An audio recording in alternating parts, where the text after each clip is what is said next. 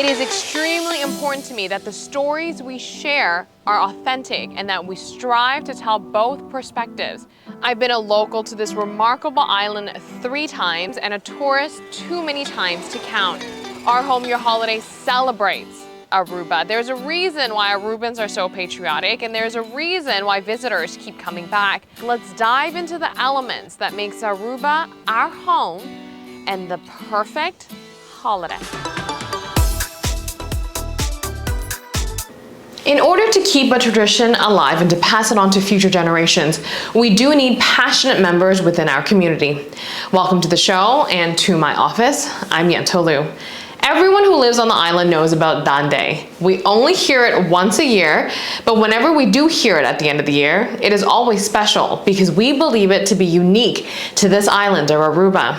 One man by the name of Harry Croes orchestrated Dande festivals to help preserve its cultural significance.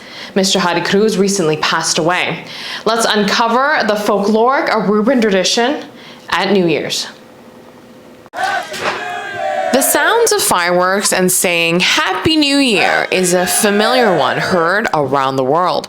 But on our small island nation of Aruba, there is something else you will hear when closing and opening the new year, and that is Dande. By singing this particular musical tradition, it's very traditional in Aruba. Locals cannot imagine to end or close the old year and open the new year without this song.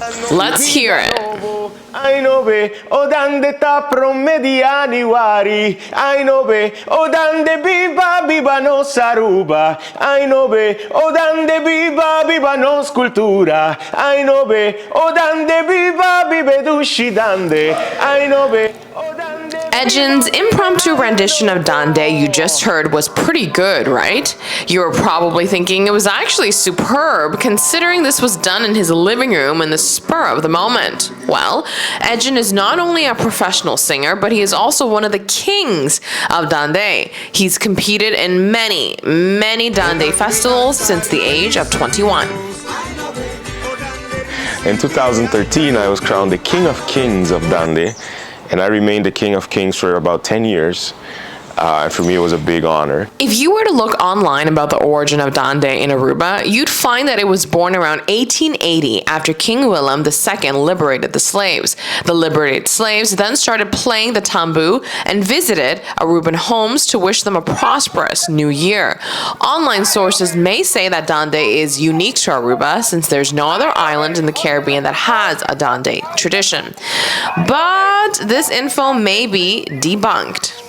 With this whole rediscovering our own history, we have discovered evidence that it didn't only live in Aruba, it also lived in Curacao.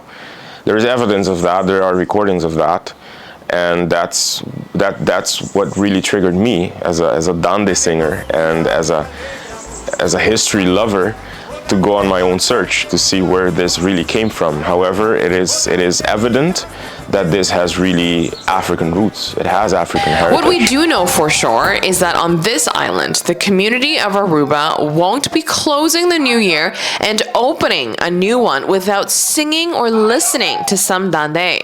A question for you now. What do you notice in all these clips of Ejin singing Dande? In this clip, and in this clip, and even this clip. He is never without a hat. The singer always is carrying a hat or wearing a hat, and then when the singer starts singing, he or she takes off his or her hat and starts singing for the family as a token of respect. But then it has also become a tradition that the ones who are being sung for give something in the hat. So it used to be a button or some pastry, but now it's money. So if you come across a Dande singer, make sure to drop some fortune in the hat. Ejin is born and raised in Aruba. He started singing Dande with kids in his neighborhood at the age of 10. So what does Dande mean to him? I could never find a word to describe what it means to me. I know how it feels when I listen to it. I cannot imagine the end of the year without listening to this song, but it stirs nostalgia, it stirs happiness, it stirs inspiration for me. It motivates me to start the new year in a great way. It instills in me all the good things that should be felt by a human being in the new year. The musical tradition of Dande is part of Aruba's identity. Naturally, it is important to keep this unique tradition alive. And the Dande being one of the most authentic Aruban things, even though that it really has its African heritage, but then also that's what makes Aruba, and Curacao and Bonaire. It is part of our history. We should really embrace that even more, be curious about the historic value of it, but again, because it gives us a sense of community and a sense of identity and even a sense of pride, that should be one of the reasons. With the age of TikTok and all sorts of cool and new music genres, it does seem keeping Dande alive may be a challenge, but Ejin would encourage the youth to incorporate their own creativity and adapt the existing version of Dande. I personally believe that we should allow the new generation to be creative and innovative with the Dande, because a lot of the youngsters would say, I think it's boring, or I don't think it's hip. Well, give them the chance then to make it hip or to make it feel less boring. So let them be creative, let them be innovative. However, within the educational system, let them be aware, let them know the tradition of it, the basics of it. And that's one of the ways I think we could preserve the Dande for many generations. O Dande biba bibe dushi Dande ainobe. O Dande biba bibe ayanobo.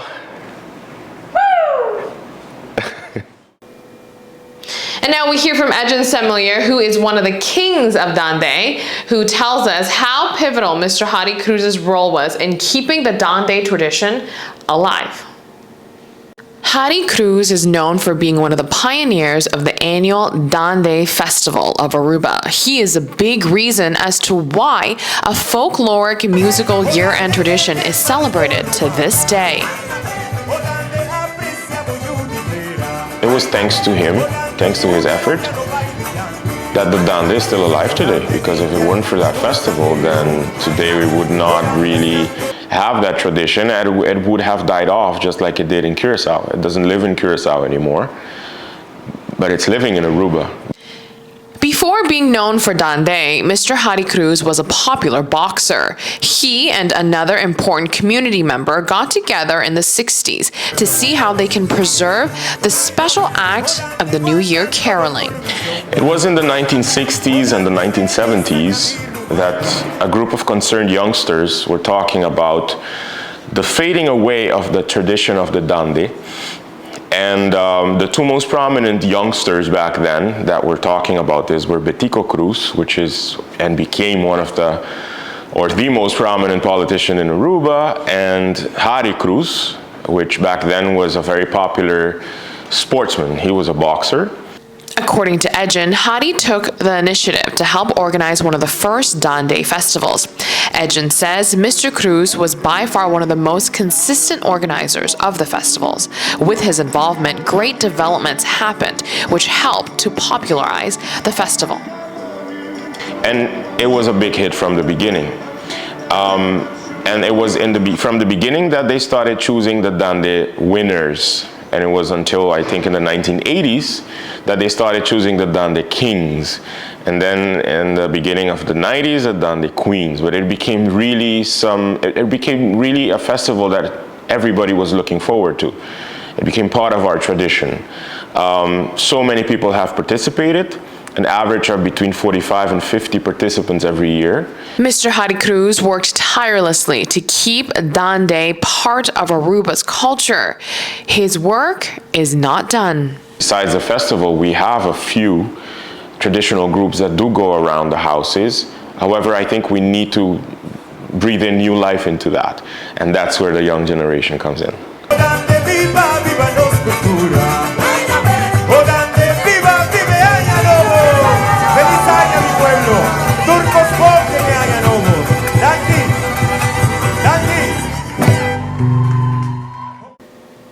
Aruba is is most certainly a tourist destination. We share the island with visitors on a daily basis. Now, if there were some helpful tips that you could share with them, what would they be? Well, here are some of mine. Let's get into some Aruba hacks from a local perspective. There are many credit cards that include access to Priority Pass Select membership, and your Priority Pass works at the airport lounge in Aruba. This does not seem to be a well-known fact, so make sure to stop by for complimentary food and beverage, plus other perks if you have a Priority Pass. Going to the beach is pure bliss, but there may be one or two of you who really dislike having sand all over. Did you know a sprinkle of baby powder helps to prevent sand from sticking to your skin? So for those who prefer to be less sandy, the baby powder helps to absorb excess moisture, making it easy to brush the sand away.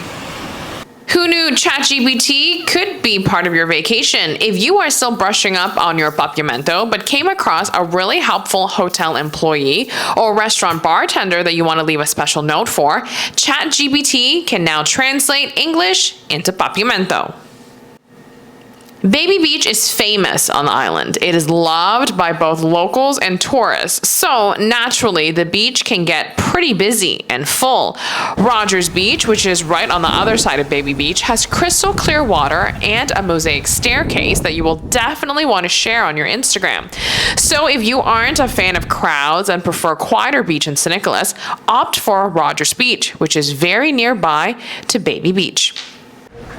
Lastly, shopping at grocery stores in a foreign country can be a bit daunting, and you will most likely stick to the brands you are familiar with. Well, oftentimes you will have to pay for the well-known brands. Try to buy local when going to the grocery store. Aruba has really great local farms that produce lettuce and other greens.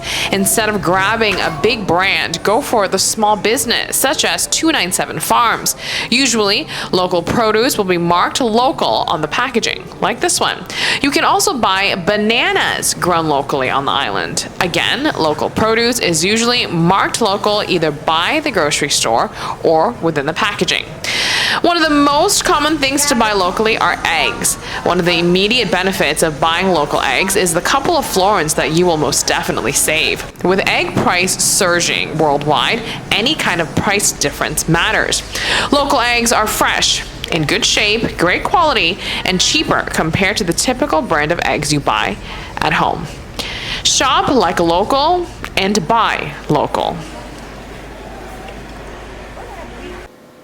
Feel free to email us if you have hacks that you'd like us to add to the list. Now, eating at food trucks is also another recommendation I would give to our visitors. For now, here are some recommendations from Arubans. My favorite food truck, I would say probably like Barbecue Express or Candela. Barbecue Express, they have nice ribs and steak, and Candela, steak and cheese, chicken wings, hamburgers. Julio's also is like my top 5 maybe. They have patacon and nice burgers, but again it's completely different, so all of them have different types of food, so that makes it so you can you know, whatever you're feeling on the day, you're like, okay, I'm going there today. You know, it's a huge competition right now. Barbecue Express is pretty good. Ruiz, always #1, I think. And then some Latin trucks like Julio's by Pizza Hut. Those 3 are my favorite. I think it's a new one. It's Tasty and Paradise. It's in Tanquilane. It's fairly new, and I really like it. But today they were closed. I'm from Ruiz. I love the breaded wings and also the chicken leg platter. Also close by here, Happy to Stop. I love their steak and cheese sandwich. Very, very, very tender. And mostly when I go out in Palm Beach, I like to end the night with the Mexican food truck with a nice quesadilla or taco. All-time favorite? Ooh, that's hard. I think steak and cheese basket at Candela with the spicy mayo. That's probably one of my favorites. Thank Thank you so much for watching today. Head over to our YouTube channel for more. Signing off right here in my office, I'm Yanto Liu. We'll see you next time.